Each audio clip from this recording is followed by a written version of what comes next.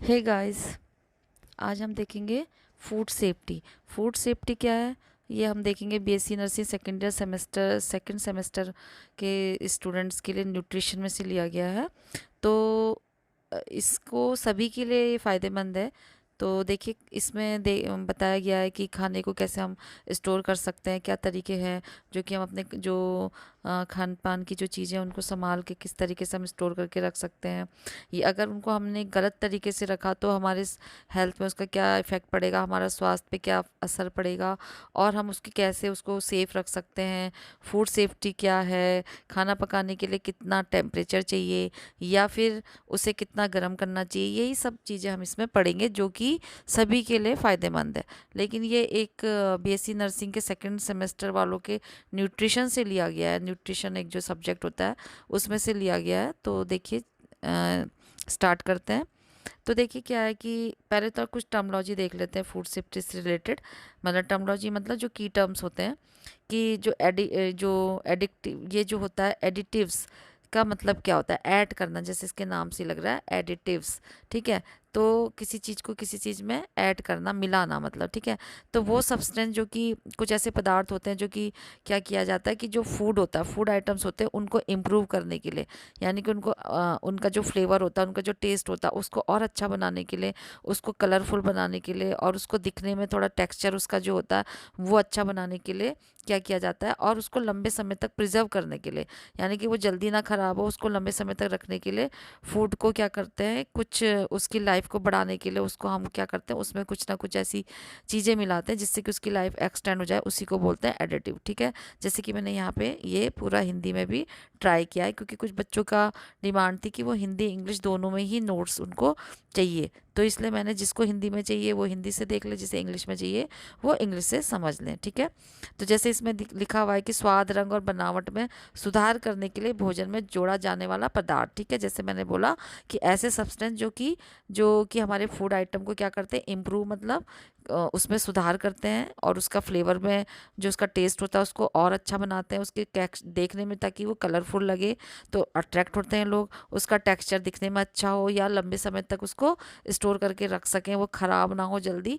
तो उसी को मिलाने के लिए क्या करते हैं, कुछ ना कुछ ऐसे उसमें सब्सटेंस ऐड किए जाते हैं, उसी को बोलते हैं एडिटिव्स। ठीक है, फिर है नॉन पेरिशेबल फूड। इसका मतलब होता है कि आर जो ये वाले जो फूड होते हैं ये कैंड फूड होते हैं, जैसे कि जैम हो गया, जेली हो गई, पिकल्स हो गए, और पल्सेस हो गए, सीरियल्स हो गए, लेग्यूम, शुगर, जैगरी, यानी कि ये जितने भी आइटम हैं, तो इनको जो कि क्या करके रखे गए, कैन करके, यानी कि डिब्बे में बंद करके या पैकेट में, इस तरीके से उनको प्रोसेस किया जाता है, ताकि क्या कर सके, उसको हम बाद में उसी तरीके से यूज़ कर सकें, है ना। जैसे यहाँ पे लिख रखा ना, सभी डिब्बा बंद खाद्य पदार्थ जैसे कि जैम, जेली, अचार, साबूदाना, अनाज, फलियाँ कुछ ऐसी हैं जो कि भोजन के स्वाद को क्या करती हैं, मतलब बनाने के लिए हेल्प करती हैं, जिसको कि हम अपने डेली नीड में यूज़ करते हैं, चेंज करते हैं अपने टेस्ट को ना, कभी कुछ, तो उसको हम स्टोर करके ऐसे रख सकते हैं ताकि वो जल्दी ख़राब ना हो, तो उसके लिए भी कुछ उसमें ऐड किया जाता है। तो पेरिशेबल फूड क्या होते हैं,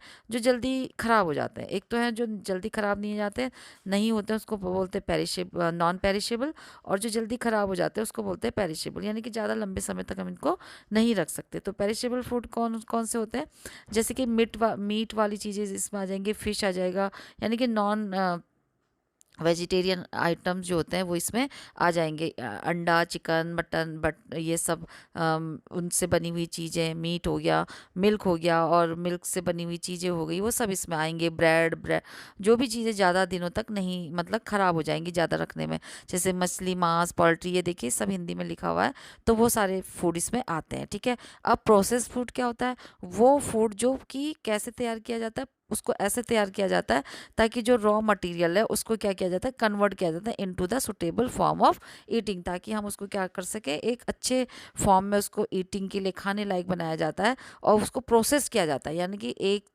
उसको चेंज किया जाता है, दूसरे में बदला जाता है। तो ऐसे खाद्य पदार्थ जो खाने के लिए कच्चे जो पदार्थ होते हैं उनको उपयुक्त रूप से परिवर्तित करके उत्पादित किया जाता है। देखने ये आप समझ गए होंगे।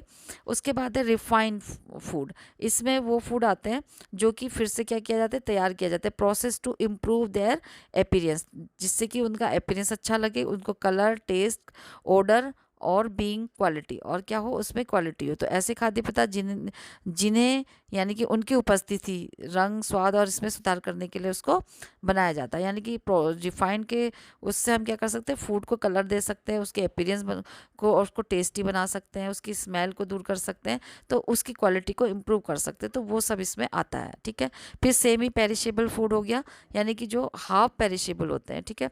ऐसे फूड जो कि जिसमें सीरियल पल्सेस और देयर ऑयल हो गया, सीड्स हो गए, प्रोडक्ट्स हो गए, रोस्टेड नट्स हो गए, फ्राइड प्रोडक्ट्स हो गए, ये सारी चीज़ें इसमें आती हैं, ठीक है। ये कौन से होते हैं, पार्शली और फुली पेरिशेबल फूड होते हैं। यानी कि आप यहाँ से देख लीजिए कि ये ऐसे अनाज, दालें और उनके उत्पादन से भुने हुए मेवे, तले हुए उत्पादन और तले हुए उत्पाद और तेल से मतलब जो तेल के बीज होते हैं, जैसे कि उससे जो मतलब जो बीजों से तेल बना होता है, कहने का मतलब अंडे हो गए, केक हो गया, बिस्किट हो गया, मिठाई हो गई, गुलाब जामुन जैसे होती है, बर्फ़ी आदि, जो कि सब्जी में भी, फलों में भी कुछ ऐसे फ्रूट्स होते हैं जो जल्द मतलब फल मतलब स्वीट्स होते हैं जो कि जल्दी ख़राब होते हैं, और कुछ ऐसी फ्रूट्स होते हैं जो जल्दी ख़राब होते हैं, जैसे कि से ये मतलब जो खट्टे फल होते हैं, सिट्रस फ्रूट्स जो होते हैं वो जल्दी ख़राब हो जाते हैं। कुछ सब्जियां भी होती है जो जल्दी ख़राब हो जाती हैं, तो उसको मतलब उनके लिए ये जैसे प्याज, आलू, ये सारी चीज़ें आती जो कि या तो वो पूरी तरह से तैयार खाद्य पदार्थ होते हैं जो खाने लायक होते हैं, या फिर वो आधे तरीके से खाने लायक होते हैं, यानी कि पार्शल सेमी पेरिशेबल फूड होते हैं ये, ठीक है। मतलब पूरी तरीके से पके हुए भी बने हो सकते हैं खाने लायक, और थोड़े नहीं भी हो सकते। तो इनमें ये सारी चीज़ें आ जाती है, जैसे बिस्किट हो गया, केक हो गया, ये तो सब बने बनाई चीज़ें हैं जिसको कि हम खा सकते हैं इस तरीके से, ठीक है। लेकिन हम इसे लंबे समय तक नहीं रख सकते, नहीं तो इसे फफूंद लग जाएगी और ये ख़राब हो जाएंगे, ठीक है।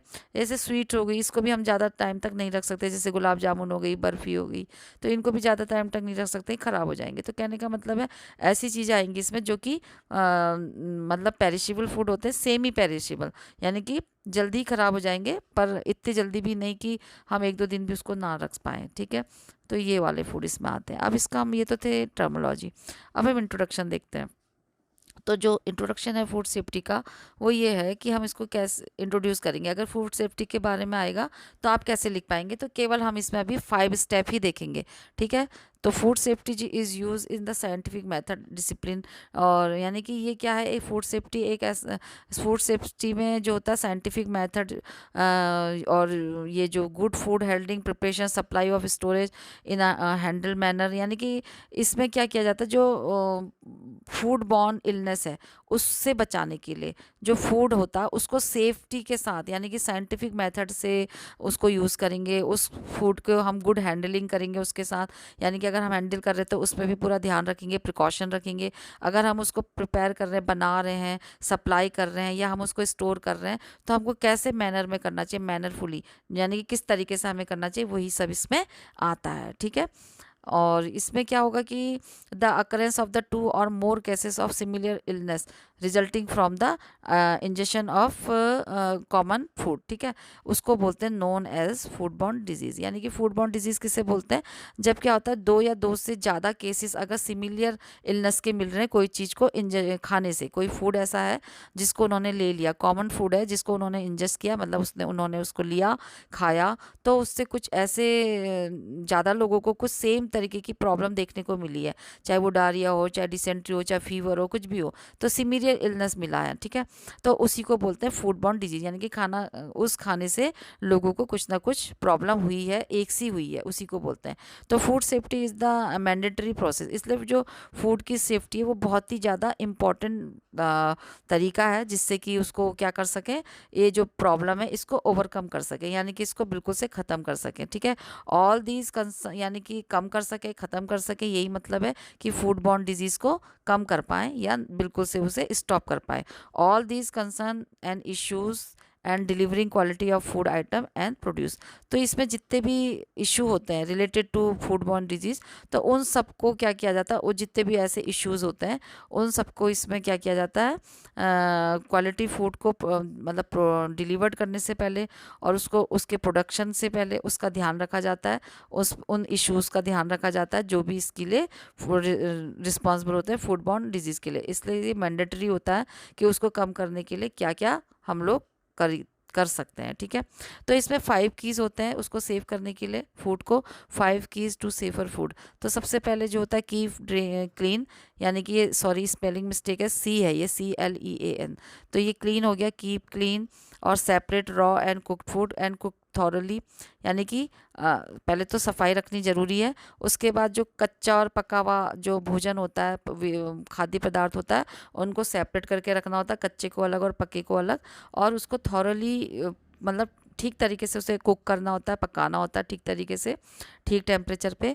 और की फूड एट स्टेट टेम्परेचर, यानी कि जो उसके लिए रिक्वायर्ड टेम्परेचर होता है उसमें उसको फूड को रखना होता है अगर रख रहे हैं तो। और क्या करना होता है, साफ पानी और रॉ मटेरियल जो होता है जो भी, उसका यूज़ करना पड़ता है, ठीक है।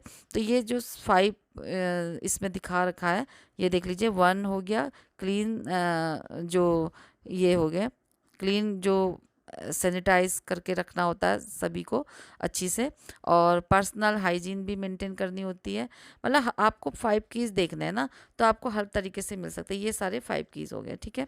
अब देखिए, आप इसको हेडिंग वाइज भी लिख सकते हैं। चूज़ में लिखेंगे चूज़ सेव रॉ मटेरियल, जो भी रॉ मटेरियल आप चूज़ कर रहे हैं वो कैसा होना चाहिए, सेफ होना चाहिए, सड़ा गला ना हो, अच्छा हो, ठीक है। और क्लीन का मतलब हो गया कि अपने हैंड क्लीन होने चाहिए, और आप जिस बर्तनों में बना रहे हैं वो सब साफ़ सुथरा होने चाहिए। सेपरेट का मतलब कि जो भी रॉ मटेरियल होता है, यानी कि कच्चा पदार्थ और पका हुआ फूड और कच्चा फूड को अलग अलग रखना चाहिए, दोनों को साथ में नहीं रखना चाहिए। क्यों नहीं रखना चाहिए, आगे आगे स्लाइड में देखेंगे। फिर है कुक का मतलब होता है कैसे उसे पकाना है। तो पकाना कैसे, उसको थॉरोली है, यानी कि उसको कंटिन्यूएशन में एक तरीके से उसको पूरे सही तरीके से मेथड के साथ appropriate length of the time लेनी है। यानी कि ये नहीं कि थोड़ा सा बनाया फिर छोड़ दिया, फिर थोड़ा देर में टाइम मिला तो फिर ऑन कर दिया, इस तरीके से नहीं। उसको अप्रोप्रिएट टाइम लेके बनाना, जितने टाइम में उसको चाहिए बनने के लिए टाइम, और एट द अप्रोप्रिएट उसका टेम्परेचर भी होना चाहिए। दोनों टेम्परेचर है, सॉरी ये बीच में गैप आ गया तो ये प्रिंटिंग मिस्टेक है। तो ये जो होना चाहिए, क्या होना चाहिए, उसका अप्रोप्रिएट टेम्परेचर भी होना चाहिए। फिर 5th है सेफ टेम्परेचर। सेफ टेम्परेचर में हो गया कि keep food at safe temperature, और जो भी फूड है बचा हुआ या आपने कुछ बना के सेफ रखना है तो उसके लिए भी टेम्परेचर मेंटेन होना चाहिए। तो अब हम इसको बारी बारी से छोटा छोटा करके पढ़ लेते हैं। तो सबसे पहले कीप क्लीन, तो इसमें आपको क्या करने पड़ेंगे, हैंड को वॉश करना। सबसे पहले अपने हैंड वॉश करने हैं। जो भी फूड आइटम है उसको हैंडलिंग करने से पहले या बनाते समय, अगर आप उसको बना रहे हैं during preparation of the food और handling of the food before, ठीक है, बिफोर फूड हैंडलिंग और ड्यूरिंग प्रिपरेशन, आपको क्या करना है, हैंड को ज़रूर से अच्छी से वॉश करना है, ठीक है, और सोप एंड वाटर से। और फिर वॉश करने हैं हैंड को आफ्टर यूजिंग टॉयलेट, और अगर यूज़ कर रहा टॉयलेट अगर आप गए तो पक्के से अपने हैंड को वॉश करने की हैबिट में डालना है, ठीक है। Wash and sanitise all the equipment, और जितने भी आपके इक्विपमेंट हैं, बनाने वाले यूटेंसिल हैं, उसको भी जो कि आप खाना बनाने के लिए यूज़ करेंगे वो अच्छी तरीके से क्या होना चाहिए, धुला होना चाहिए और सैनिटाइज होना चाहिए। सैनिटाइज से मेरा मतलब है कि यहाँ पे आपको सैनिटाइज करने का मतलब है अच्छी से वो पानी उसमें बॉईल करा हो या जो खाना है वो हो, तो वैसे ही सैनिटाइज हो जाएगा। तो वॉश बहुत अच्छी से वो होना चाहिए। और kitchen should be protected against, और किचन को हमेशा क्या करना चाहिए, प्रोटेक्ट बचा के रखना चाहिए, किससे, इंसेक्ट से, पैट से और एनिमल से, इन सब से उसको, इंसेक्ट मतलब छोटे छोटे जो कीटाणु होते हैं, कीड़े मकोड़े से बचा के रखना पड़ेगा, दूर जानवरों से, ठीक है, ताकि इन्फेक्शन ना पहुँचे। अब ये क्यों कर रहे हैं, इसका रीज़न क्या है, कारण क्या है कीप क्लीन का। तो इसका क्या है कि जो मैनी ऑफ माइक्रो ऑर्गेनिज्म होते हैं वो डोंट कॉज डिजीज़, यानी कि वो ज़रूरी नहीं कि वो डिजीज़ को पैदा करते हैं, ठीक है, बट जो माइक्रो ऑर्गेनिज्म होते हैं वो क्या कर सकते हैं, डिजीज़ को कॉज पैदा कर सकते हैं, जैसे कि कोई सॉइल, वाटर, एनिमल और पीपल, ये भी क्या कर सकते हैं, डिजीज़ को पैदा कर सकते हैं। यही नहीं कि माइक्रो ऑर्गेनिज्म ही डिजीज़ को पैदा करेगा, बल्कि उसके साथ साथ कुछ ऐसे माइक्रो ऑर्गेनिज्म होते हैं जो कि यहाँ मिलते हैं सॉइल, वाटर और एनिमल्स में और या पीपल्स में। इसीलिए बोलते हैं कि हाइजीन को मेंटेन करके ही किचन में एंट्री होनी चाहिए और किसी भी एनिमल वगैरह को उसमें एंट्री नहीं होनी चाहिए। मैनी ऑफ जो माइक्रो ऑर्गेनिज्म होते हैं वो carry out by the handle. तो आप किस तरीके से हैंड कर रहे हैं, मतलब अपने हैंड के थ्रू उसको हैंडल कर रहे हैं। यूटेंसिल को कैसे मतलब जो आपके बर्तन हैं, आपके हाथ हैं, वाइपिंग क्लोथ यानी कि जो पोंछने वाला जो कपड़ा होता है बर्तन वगैरह को, और चॉपिंग बोर्ड जिसमें आप काटते हैं, बोर्ड होता है जो जिसमें सब्जी वेजिटेबल कट करते हैं, वो सब भी क्या कर सकते हैं, कैन कॉज फूडबॉर्न इलनेस, वो भी क्या कर सकते हैं, फूडबॉर्न इलनेस को हमें पहुंचा सकते हैं अगर वो साफ़ नहीं हुए तो, ठीक है। फिर हो गया सेकंड वाला, हो गया सेपरेट रॉ एंड कुक। तो जो जितने भी इनको क्या करना है, जो रॉ मटेरियल है कुक वाला, रॉ आइटम और जो कुक्ड आइटम है उनको अलग अलग सेपरेट करना चाहिए, अलग अलग रखना चाहिए। तो allow separate the raw meat, poultry and seafood from the other, ठीक है। जितने भी अदर फूड होते हैं उनमें से इन सबको अलग रखना चाहिए, मीट वगैरह को और पोल्ट्री और सी फूड को, ठीक है। क्योंकि और हैंडलिंग करते समय जो फूड होता है कच्चा फूड, उसको क्या करना चाहिए, सेपरेट रखना चाहिए। और उसके जो इक्विपमेंट है तो वो भी सेपरेट होने चाहिए, बर्तन वगैरह, ठीक है।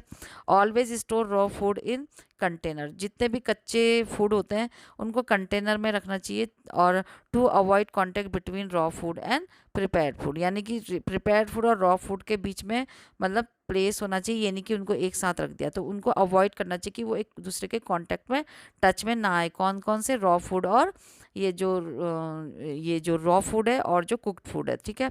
उसके अलावा इसका रीज़न क्यों है ऐसा करने का, कि food contain micro organism that में ट्रांसफ़र, क्योंकि जो फूड होता है उसमें क्या होते हैं, माइक्रो ऑर्गेनिज्म होते हैं। तो इसलिए जो जो कच्चा फूड होता है उससे क्या हो सकते हैं, वो माइक्रो ऑर्गेनिज्म पहुंच सकते हैं किसमें, पके हुए फूड में, ठीक है। तो इससे और या फिर स्टोरेज और जो प्रिपेयर किया गया फूड है उसमें वो पहुंच सकते हैं, इसलिए इनको दूर दूर रखना चाहिए और कंटेनर में पैक करके रखना चाहिए, ठीक है। And third one is cook thoroughly, यानी कि उसको ठीक तरीके से क्या होना चाहिए, पका होना चाहिए, ठीक है।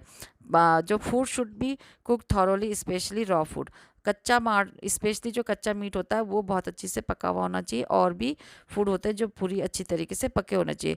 और जब उसको प्रिपेयर करते हैं, चाहे वो सूप हो, चाहे वो स्ट्यू, कोई भी पीने वाली चीज़ें हो, तो उसको जो होता है कम से कम 70 डिग्री सेल्सियस पे उसको बॉईल करना चाहिए। और जो रॉ फूड होता है उसको प्रिपेयर करने के लिए अब उसमें क्या होना चाहिए, make the meat sure the clean and free from juices. तो ये जो मीट होता है वो कैसा होना चाहिए, ये श्योर कर लेना चाहिए वो साफ़ सुथरा हो और फ्री फ्रॉम जूसेस। जूसेस मतलब जो रेड पानी निकलता रहता है धोते समय, तो जब तक वो वाइट नहीं होता उसको अच्छी से धोना चाहिए, ठीक है। तो ये आप प्रिपेयर कर रहे हैं किसी रॉ फूड को, कच्चे फूड को, ठीक है।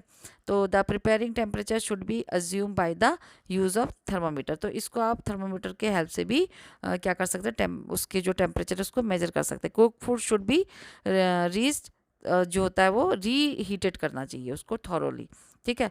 और जो कुक्ड फूड होता है अगर वो आपने कहीं स्टोर करके रखा है ठंडा करने के लिए, या आपने कहा कि चलो बाद में खा लेंगे, अभी इतना इनफ है, बाकी बचा हुआ रख दिया, तो उसको जब भी यूज़ करें तो उसको फिर से क्या करें, रीहीटेड करें प्रॉपर तरीके से, ठीक है।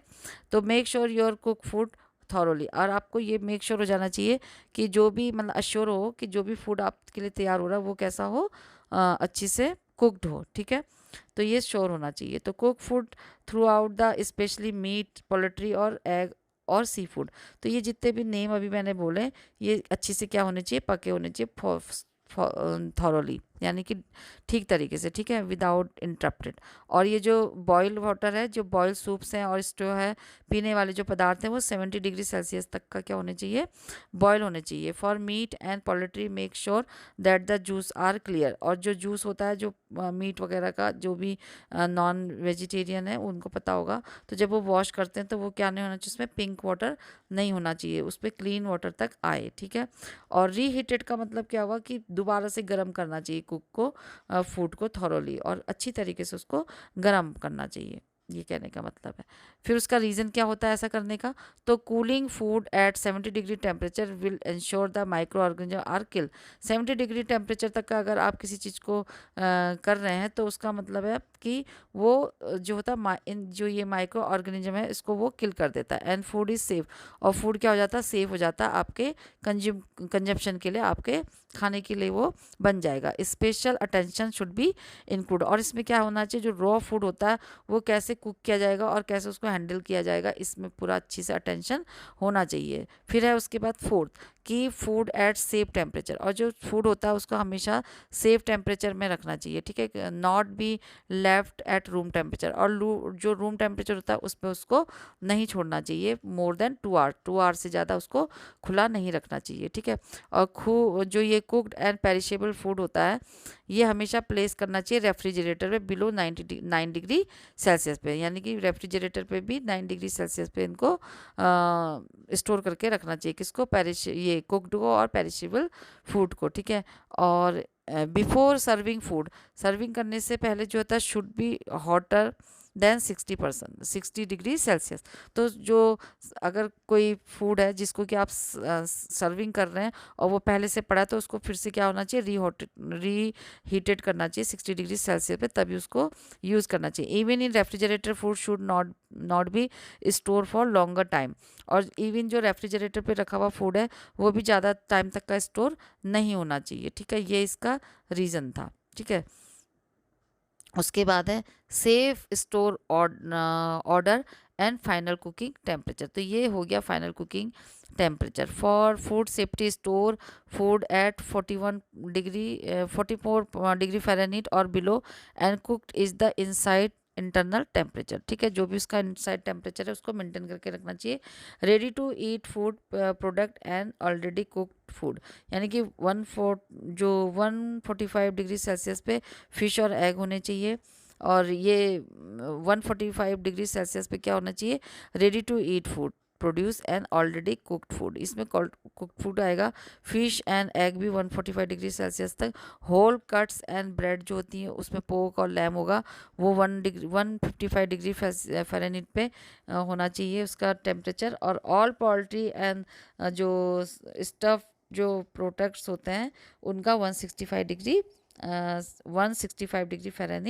होना चाहिए, जो कि पोल्ट्री आइटम होते हैं जैसे कि चिकन विकन वगैरह, तो ये सब का, ठीक है। उसके बाद हम देखेंगे, ये फोर्थ हमारा हो गया। और इसका रीज़न क्या होता है कि अगर फूड जो होता है रूम टेम्परेचर पे उसको स्टोर करेंगे लंबे समय तक के लिए, तो उसमें क्या हो जाएंगे, माइक्रो ऑर्गेनिज्म जो होते हैं मल्टीप्लाई हो जाएंगे, ठीक है। यानी कि जो जीवाणु कीटाणु रोग वाले होते हैं वो बढ़ जाएंगे। और टेम्परेचर का जो इसमें बिटवीन कितना रखना चाहिए, 5 डिग्री सेल्सियस से 60 डिग्री सेल्सियस तक होना चाहिए। Will stop show down the growth of micro organism. अगर इतना हो जाएगा उसका टेम्परेचर, तो वो क्या करेगा, हेल्प करेगा कि जो ग्रोथ है माइक्रो ऑर्गेनिज्म की वो कैसी हो जाएगी, धीमी हो जाएगी, ठीक है। But still some microorganism can grow, लेकिन इसके बाद भी जो कुछ माइक्रो ऑर्गेनिज्म होते हैं वो ग्रो कर सकते हैं।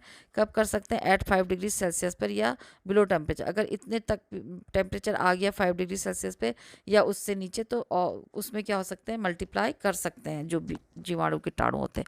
इसलिए टेम्परेचर मेंटेन करना बहुत ज़रूरी है। और लास्ट है जो कि फिफ्थ है, वो है use safe water and raw material, ठीक है।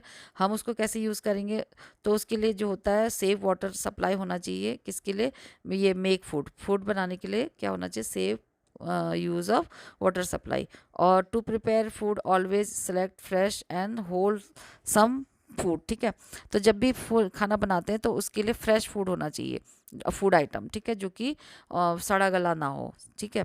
और ऑलवेज वॉश फ्रूट, और जब भी आप फ्रूट लेते हैं या वेजिटेबल लेते हैं तो हमेशा पहले क्या करना चाहिए, उसको वॉश करना चाहिए, specially when you eat raw food, अगर आप रॉ फूड खा रहे हैं तब, ठीक है। और जैसे कैरेट हो गया, इस तरीके की चीज़ें, ठीक है। Always check expiry date before using food, जब भी आप कुछ फूड लेते हैं रेडीमेड, तो आपको उसकी एक्सपायरी डेट जो फूड आइटम होता है उसकी चेक ज़रूर से करनी चाहिए, ठीक है। उसके ये जो सेफ वाटर का भी हमने देखा इसमें कि जो safe water and raw material, तो use safe water and clean raw material for cooking, उसके लिए चाहिए होता है।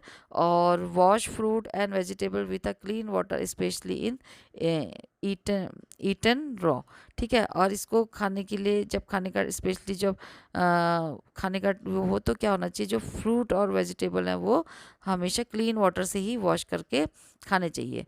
जो और क्या होना चाहिए, इंस्पेक्ट द फूड थॉरोली, और फूड को बिल्कुल पूरी तरीके से अच्छे से थॉरोली उसको ऑब्जर्व करना है, ठीक है। बाइंग बिफोर बाइंग, यानी कि कोई भी चीज़ खरीद रहे हैं तो पहले उसकी अच्छे से मूल्यांकन कर लेना चाहिए। और जो चूज़ जो फूड होता है process at safety such as the pasteurise milk, और जो पॉइस्चराइज मिल्क होता वो एक एग्जाम्पल है यहाँ पे। तो उस तरीके का क्या करना चाहिए, फूड आइटम लेने चाहिए अगर आप प्रोसेस फूड आइटम ले रहे हैं तो, ठीक है। यानी कि वो अच्छी से पैकेट में हो और उसकी एक्सपायरी हो।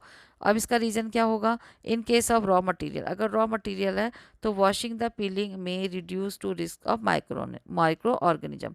तो जो इसमें क्या होगा, in case of raw material, कच्चे माल के इस मामले में जो धोने और छीलने से जो ये जो ऑर्गेनिज्म होता है यानी कि सूक्ष्म जीवों का जो होते हैं वो खत्म हो सकते हैं, ठीक है। Washing and piling and reducing the risk management, तो ये क्या करते हैं, जो माइक्रो ऑर्गेनिज्म है उसकी जो ग्रोथ होती है उसको कम कर देते हैं, उसके रिस्क को कम कर देते हैं।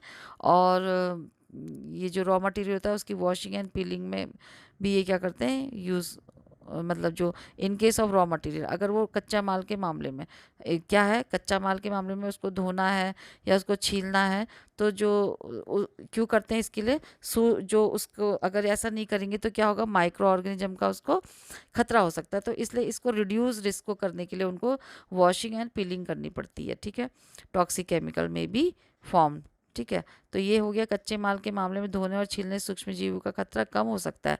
क्षतिग्रस्त और फफूंदी युक्त खाद्य पदार्थों में विषैला रसायन हो सकता है, तो ये इसका रीज़न है, इसलिए इसको वॉश भी किया जाता है ठीक से लेने से पहले। तो thank you guys for watching this video, please do like share comment and subscribe this channel, जो कि आप भूल जाते हैं, जाते जाते एक लाइक तो बनता है। और इसके बाद हम देखेंगे, ये आगे के नोट्स मैं आपको प्रोवाइड कराऊंगी जो कि मैं बना चुकी हूँ, ठीक है, जिसमें हम पढ़ेंगे food storage, food handling and cooking. So thank you guys for watching this video. Goodbye, take care.